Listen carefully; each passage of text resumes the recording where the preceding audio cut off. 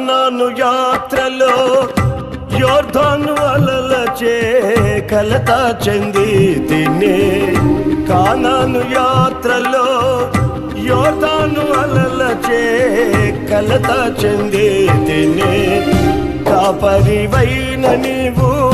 దహించు అగ్నిగా నా ముందు నడచితివే, కాపరివైన నీవు దహించు అగ్నిగా నా ముందు నడచితివే, నా జీవం నీ కృపలో దాచితివే, నా జీవిత కాలమంతా ప్రభువా నీవే నా ఆశ్రయం, నా ఆశ్రయం, నా జీవం నీ కృపలో దాచితివే.